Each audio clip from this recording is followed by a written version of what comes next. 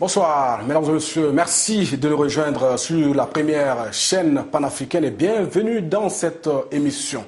Après la mort du président Thomas Sankara le 15 octobre 1987, il a dû subir des tortures les plus horribles et sa vie, voire même sa survie, la doit au courage d'un père respecté et respectable général de l'armée burkinabé, tout comme les proches de l'ancien président Thomas Sankara qui ont décidé de rester fidèles aux idéaux de la révolution. Il a connu l'exil et n'a jamais renoncé à la lutte pour plus de liberté, de justice et de démocratie au Burkina Faso. En 27 ans, ni les pressions, ni les tentations n'ont entamé l'engagement et la détermination de ce journaliste militant. À la faveur de la révolution des 30 et 31 octobre dernier, c'est lui qui a été choisi pour diriger le CNT, le Conseil national de transition, le Parlement transitoire au Burkina. Mesdames et messieurs, j'ai l'immense plaisir de recevoir sur ce plateau M. Cherif Sy, journaliste, mais également président du CNT, le Conseil national de transition au Burkina. M. Cherif Sy, bonsoir. Bonsoir. Merci de l'immense plaisir que vous nous faites de nous accorder la première interview quelques jours après votre désignation comme président du CNT. Alors, comment vous avez accueilli cette désignation par l'ensemble des composantes comme président du CNT? Certainement avec un immense plaisir, pas parce qu'on vous élit président du CNT, mais surtout le fait que cela vient comme une reconnaissance pour un engagement que vous avez eu, pour un combat que vous avez amené, pour un combat de transformation sociale que vous avez amené. Et donc nous le prenons ainsi surtout comme une reconnaissance à la fois de nos pères, mais une reconnaissance de l'ensemble du peuple burkinabé. Puisqu'il est entendu qu'avant d'en arriver au CNT, nous avons été aussi désignés à d'autres niveaux et retenus quand même dans une shortlist. Oui, je rappelle que vous étiez sur la liste des 4 personnes qui devraient être désignées comme président de la transition. Oui. Donc, le chemin a été très long, 27 ans. Est-ce que vous avez cru un seul instant, vous, le journaliste militant, que ce changement allait venir et à la date du 30-31 octobre? Que nous y avons cru, si nous n'y croyons pas, nous ne nous serons pas battus. En fait, nous n'attendions pas que ça arrive. Parce que ce qu'il faut préciser, c'est que nous sommes des acteurs de cette lutte. Nous sommes quand même à un grand niveau, à un certain niveau en tout cas, avec la participation et la contribution d'un certain nombre de camarades qui avaient cette conviction-là quand même, nous avons contribué autant que faire se peut à ce qu'on arrive à ce jour. Donc nous n'attendions pas ce changement, nous avons travaillé pour que ce changement arrive. On a coutume de dire que le journalisme mène à tout, à condition d'en sortir. Aujourd'hui, vous êtes de plein pied dans la chose politique. Est-ce à dire que Cherif Sy et le journalisme, ça n'est fini? Non. D'abord, c'est deux choses. Je pense que faut pas que nous mélangeons les choses. Il y a l'homme qui est journaliste, mais qui est devenu journaliste parce que il a un idéal de société, parce qu'il a une conviction et qu'il estime que de par l'exercice de cette profession-là, il contribue à la transformation sociale, il contribue à une transformation progressive et progressiste de sa société. C'est ce qui nous a amenés dans le journalisme. Et en ce moment, nous y donnons en tout cas le meilleur pour que cela arrive. Donc nous ne construisons pas une muraille de Chine entre le journalisme et notre engagement. Et cela étant entendu, et à tout moment, si on est journaliste, on reste journaliste. Aujourd'hui, que mes concitoyens aient eu confiance en moi, me confiant la responsabilité de diriger le Conseil national de transition, ce n'est pas ad viternam. c'est tout juste pour une année. Et pendant cette année, il est évident que il va être difficile pour moi de pouvoir me consacrer encore à ce métier-là. Mais une année, ça passe vite. Quand on aura fini avec le CNT, il faudra bien que je revienne à ce que je sais faire le mieux. Voilà. La fonction de président du CNT, comment l'appréhendez-vous? Quel regard vous portez sur les missions à vous assigner? Non, je pense que ça ne va pas être quelque chose de facile. Et d'ailleurs, si c'était facile, ce ne serait pas intéressant. Je crois que notre peuple a des attentes qui se sont exprimées fortement lors des journées lors de l'insurrection du 30 et 31 octobre.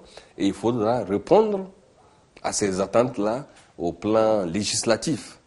Bon, à ce niveau-là, il est certain que nous aurons affaire en une année plus que certainement les législatures normales de 5 ans. Mais à la fois, nous pensons que ça va être passionnant, et c'est même déjà passionnant, mais nous sommes aussi ragaillardis parce que nous ne serons pas le seul à la tâche, que ce soit à l'intérieur du CNT, il y a cette volonté de changement, que ce soit à l'extérieur du CNT, il y a cette même volonté qui est exprimée et aujourd'hui sont en train de se mettre en place un certain nombre de structures, de réflexion, etc., qui vont contribuer justement en termes de textes, en termes de propositions pour appuyer le CNT. Donc cette charge, nous la partageons avec d'autres, donc je pense que nous pourrons y aboutir. On va parler en français facile pour tous les téléspectateurs qui nous suivent en ce moment. Quelle sera la mission du CNT? Qu'est-ce que vous allez faire exactement? Notre peuple est sorti déjà. Un des éléments, c'était qu'il faut sacraliser l'article 37. Pour que... Il limite à 2 le nombre de mandats présidentiels. Au grand jamais, personne ne revienne sur ça. Mais au-delà de ça, si je reste dans le cadre constitutionnel, de la Constitution du moins, il y a un certain nombre de choses qu'il faudra changer. Parce que la Constitution que nous avons, celle qui date de 1991, du 2 juin 1991, a été taillée à la mesure et pour un homme. Donc, il faudra revenir sur cela. Mais le plus urgent, actuellement, pour nous, c'est d'attaquer vraiment de front le code électoral de telle façon que nous puissions avancer sur cela et y conclure, si possible, je dirais peut-être en fin janvier, pour permettre à ceux qui organisent les élections et à ceux qui participent à ces élections-là, notamment les partis politiques, pour qu'ils sachent sur quel pied danser. Donc je pense que le plus urgent, en termes de textes à analyser, à étudier, à élaborer, c'est justement cette loi électorale-là. Donc nous allons commencer par ça, et puis il y a beaucoup d'autres chantiers, bien entendu. Il y aura la Constitution, il y aura la charte des partis politiques, il y aura les textes sur les médias, etc., etc. Est-ce qu'on peut s'attendre à ce que la Constitution soit profondément révisée pendant la durée de la transition?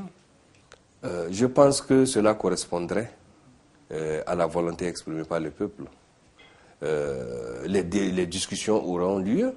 S'il faut effectivement se contenter de revisiter certains articles ou s'il faut refaire une autre constitution. Je pense qu'en tout cas, le peuple s'est largement exprimé là-dessus et il nous appartient en tout cas de trancher cette question.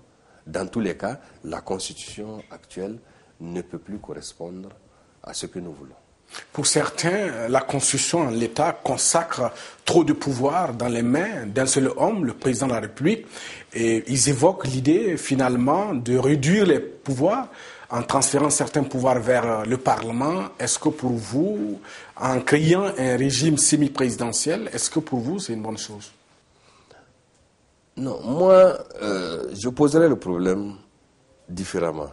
Que ce soit un présidentialisme fort, comme, je ne dirais même pas fort, comme celui que nous avons connu, parce que ça frisait vraiment entre ça et la monarchie, la différence était vraiment, ça tenait à un fil, ou un régime présidentielle, tout est une question de débat. Le plus important pour moi,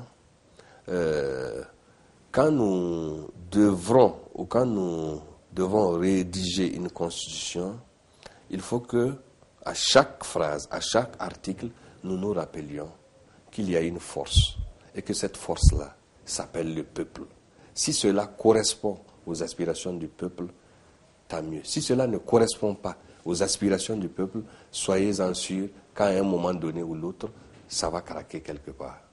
Voilà, il faut avoir cette boussole-là en permanence et à partir de là, vous pouvez faire les ajustements nécessaires. Mais dans tous les cas, je ne pense pas que les régimes présidentiels en tant que tels donnent une force à la stabilité des institutions. Il faut que le pouvoir soit partagé pour qu'il soit mieux équilibré. Maintenant, il ne m'appartient pas à moi seul en tant que président de décider s'il faut un régime semi-présidentiel, s'il faut mettre le parlementarisme en avant, etc. Je pense que il faut verser tout cela dans la discussion et puis bon, les gens vont s'exprimer là-dessus. Le rôle assigné au CNT, il est important parce qu'il s'agira de jeter les bases de la construction d'un nouvel État démocratique au Burkina. Or, lorsqu'on regarde les différents membres du CNT, leur compétence et leur expérience est très très limitée. La preuve, on a des étudiants qui sont membres du CNT. Est-ce que vous pensez que les matériaux que vous avez au niveau du CNT sont à la hauteur des défis? On n'a pas que les étudiants, on a des journalistes, on a même des sans-emploi, on a des militaires, on a des politiques, etc. C'est ça qui fait la beauté et la richesse d'un peuple. Et si effectivement ceux qui sont au CNT représentent les différentes composantes de notre pays, mais je pense que ça ne peut que aller dans la mesure où l'expertise est pluridisciplinaire ici, au sein du CNT, mais vous avez aussi une administration parlementaire qui est là, qui est composée de techniciens de haute volée, qui ont une grande expérience de tout ce qui est législatif.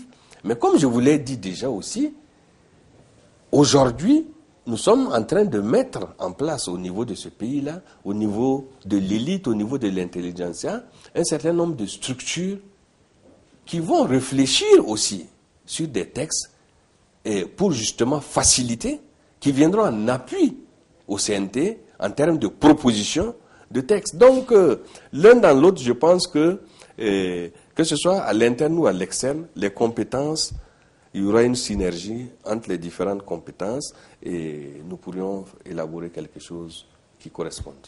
Mais est-ce qu'à l'interne, le fait qu'il y ait un manque criard de compétences, est-ce que ça ne va pas entraver le travail législatif? Moi, je vous le laisse dire. C'est vous qui dites qu'il y a un manque criard de compétences. Moi, je ne crois pas qu'il y a ce manque de criard de compétences. Bien au contraire, je suis convaincu qu'il y en a beaucoup, même plus qu'il n'en faut.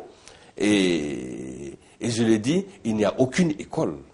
Il n'y a pas d'école pour devenir parlementaire. Voilà. Et là même, je dirais encore que, sans mépris ou insulte à qui que ce soit, je dirais encore même qu'il y a plus de compétences ici parce que les gens ont été plus ou moins triés dans différents caucus pour les amener au niveau du CNT.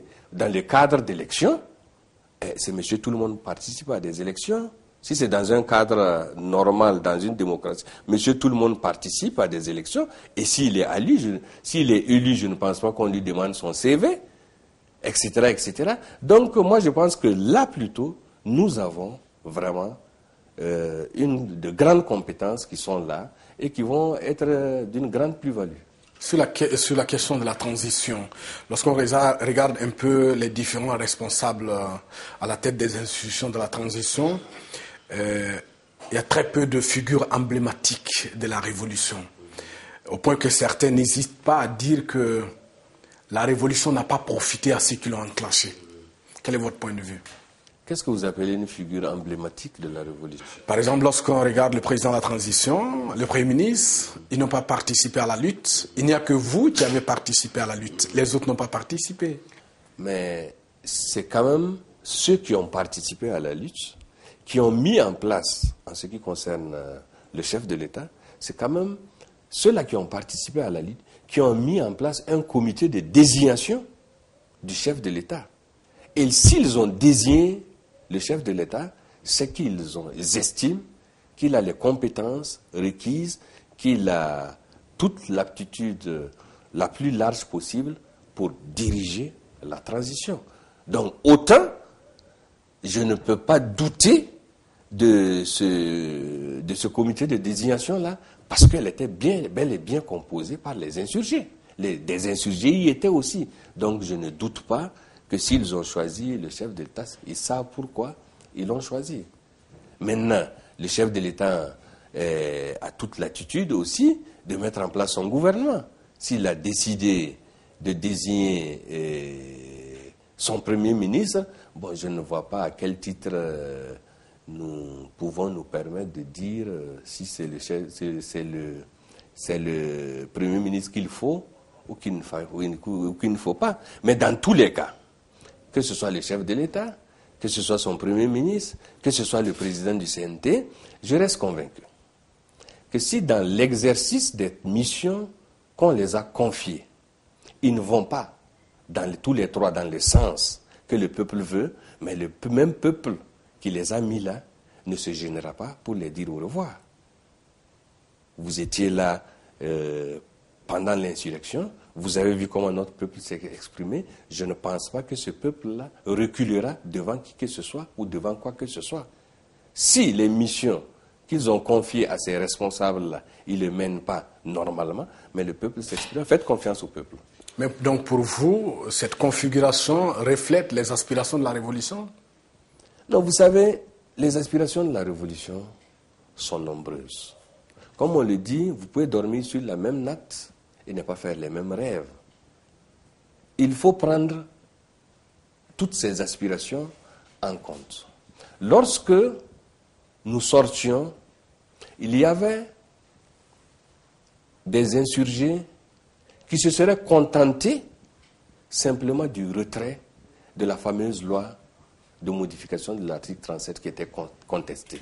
Il y a bon nombre de personnes, bon nombre d'insurgés qui ne demandaient qu'à ce que cette loi soit retirée.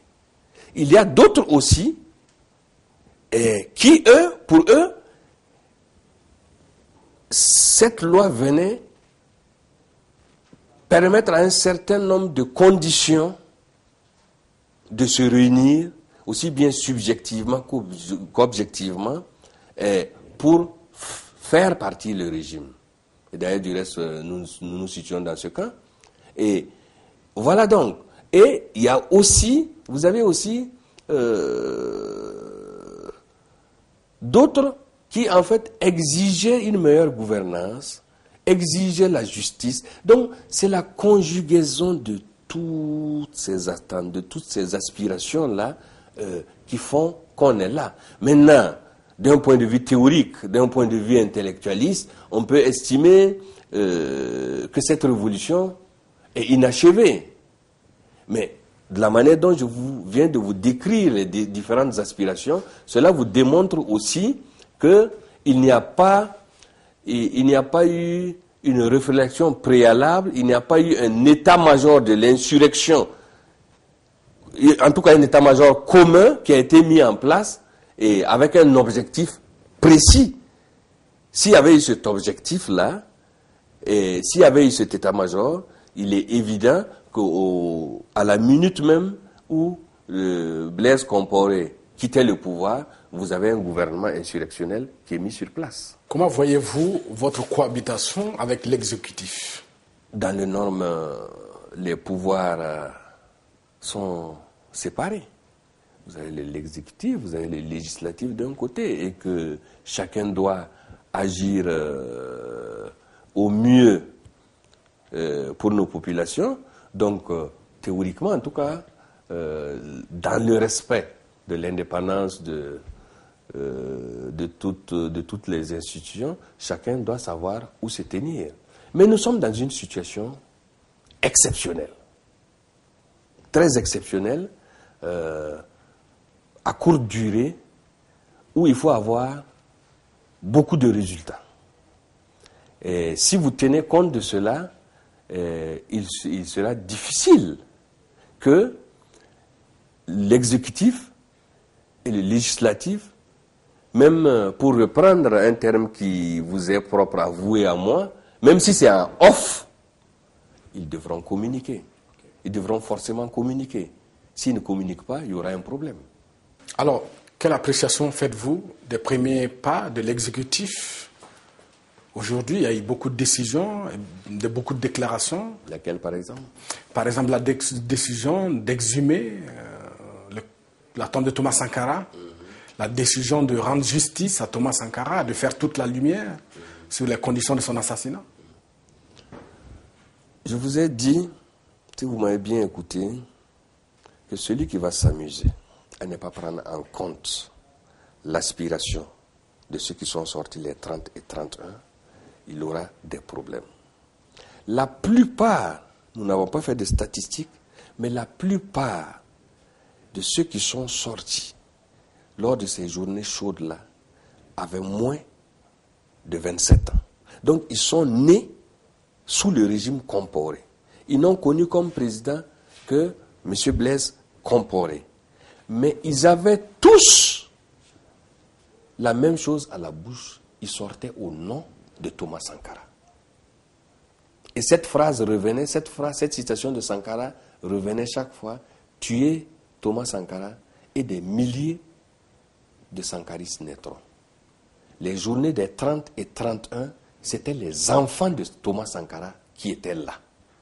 Donc, je ne suis pas étonné, nullement étonné, que l'exécutif immédiatement s'engage dans cette grande revendication, qui a été menée depuis plus de 27 ans, à savoir, quand on dit, ce n'est pas qu'exhumer le corps de Sankara, c'est de rechercher toute la vérité et de lui rendre justice. Parce que l'exhumation n'est qu'un élément dans le processus de justice et le devoir de mémoire que nous avons envers cet homme qui s'est sacrifié pour son pays. Donc, moi, je crois que c'est une bonne décision et ça va en droite ligne de ce que la jeunesse réclame. C'est une bonne décision, mais est-ce que vous croyez en sa faisabilité? Nombre d'observateurs aujourd'hui n'hésitent pas à dire que c'est des déclarations populistes qui visent à se faire une nouvelle virginité. Est-ce que vous croyez que pendant cette transition, on peut rendre justice à la famille de Thomas Sankara? Pourquoi pas? Parce que le dossier, il est quand même complexe. Le dossier n'est pas complexe. Alors, il n'y a rien de moins complexe que le dossier Sankara. En l'état, la presse en est suffisamment fait écho tout au cours de ces 27 ans. On connaît même le commando, on connaît nommément les membres du commando qui ont exécuté le président Sankara. 1. 2. Le président Sankara n'est pas tombé dans la rue. Le président Sankara a été exécuté, a été assassiné au Conseil de l'Entente. Le Conseil de l'Entente a un statut, à l'époque, de caserne militaire. Donc c'est dans une caserne. Donc, à partir du moment où c'est dans une caserne, il y avait un chef d'état-major de cette caserne qui est toujours là. C'est qui? Il y avait des officiers de cette caserne qui sont toujours là.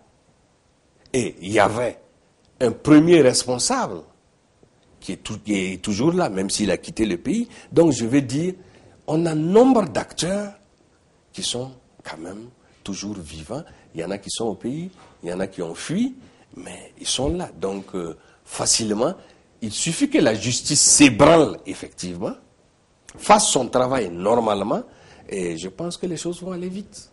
Il n'y a pas que le cas Thomas Sankara, il y a eu beaucoup de cas de crimes de sang et de crimes économiques. Pour vous, qu'est-ce qu'il faut faire pour les autres? Je pense que c'est pour ça qu'on veut, nous avons pensé en rédigeant la charte qu'il serait bien de mettre une commission justice et réconciliation en place, et le processus est en train de se mettre en place. Dans tous les cas, tous les dossiers de crimes doivent être traités. Et ce pays en a connu beaucoup. Il n'y a pas de raison, si on veut vraiment la paix des cœurs, si on veut vraiment une véritable réconciliation nationale, mais il faut quand même acter sur ça pour que il y ait la justice sur tous ces dossiers. Il y a le dossier de mon frère et ami Norbert Zongo, etc. etc. Donc il y a nombre de dossiers comme ça sur lesquels je ne suis pas sûr que c'est la transition qui va voir de tous ces dossiers, mais le plus important, que le processus judiciaire se mette en marche, que les enquêtes démarrent, même si cela va continuer, que les enquêtes démarrent. Parce qu'il y a des dossiers que nous pouvons résoudre ici et maintenant en moins de 3-4 mois, tellement les éléments sont établis. Pour vous, quel doit être le sort de l'ancien président Blaise Compaoré? Il est actuellement en exil au Maroc. Il y a une loi constitutionnelle qui lui garantit l'amnistie. Pour vous, quel doit être son sort? Mais je pense que si le président Blaise Compaoré doit venir, s'il doit revenir répondre à un certain nombre de dossiers, mais on lancera une procédure pour qu'il revienne. La loi d'amnistie, c'est lui qui s'est octroyé la loi, une amnistie à travers une assemblée qui lui était totalement acquise. Mais cette loi d'amnistie, on peut la lever. C'est comme les rues, hein. Vous baptisez une rue aujourd'hui, et bien demain, si on ne veut pas, on change de nom de la rue, donc on peut lever l'amnistie. Le problème n'est pas tellement là. Mais déjà, laissons même tous les crimes qu'il aurait ou pas commis de côté. Mais il y a eu des morts le 30. Il y a eu des morts le 31. Il a fallu bien que quelqu'un donne l'ordre de tirer pour qu'il y ait ces morts-là. Et le premier responsable quand même, c'est le président Compaoré. Oui, mais Chérif, si Blaise Compaoré n'est pas chef d'une unité militaire, il ne peut pas avoir donné l'ordre de tirer sur les manifestants. Mais vous savez parfaitement comment ça fonctionne. Quand vous n'êtes pas dans une démocratie, vous savez parfaitement comment ça fonctionne. C'est-à-dire que, dans tous les cas, étant le premier responsable, il doit répondre. Lui, il nous dira, si on l'interroge, lui, il dira bien qui a tiré. Mais il faut bien qu'il réponde de ces crimes-là. Puisque nous avons vu, même s'il y a quelques démentis aujourd'hui, nous avons vu pratiquement une réquisition signée par le Premier ministre qui manifestement donnait l'ordre de pouvoir user d'armes. Donc pour vous, il faut rendre justice aux martyrs de la Révolution. Il faut déjà rendre justice aux martyrs de la Révolution. Il ne s'agit pas simplement de reconnaître que ce sont des martyrs. Ils le méritent. Et de leur rendre un grand hommage. Ils le méritent, mais ils méritent encore plus la justice. Et je pense que nous devrons tous nous atteler à cela. À la fin de cette émission, Monsieur Chérif Sy, que souhaiterez-vous à la fin de votre mission, à la tête du CNT, avoir fait pour votre pays de Burkina Faso? Déjà, quand nous commencions cette émission, je vous ai dit que c'est une grande reconnaissance pour moi que l'on m'ait confié cette charge.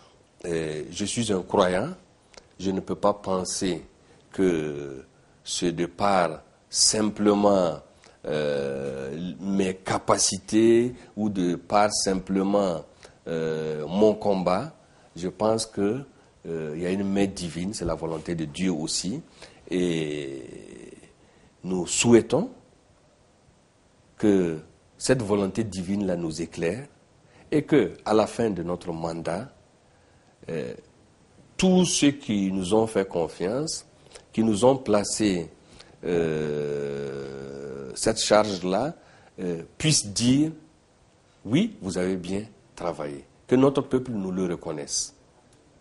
Ce sera notre plus grande satisfaction d'avoir, en cette période exceptionnelle de notre peuple, contribué en posant une brique sur l'autre pour que notre peuple rentre dans une démocratie solidaire, dans une démocratie ouverte.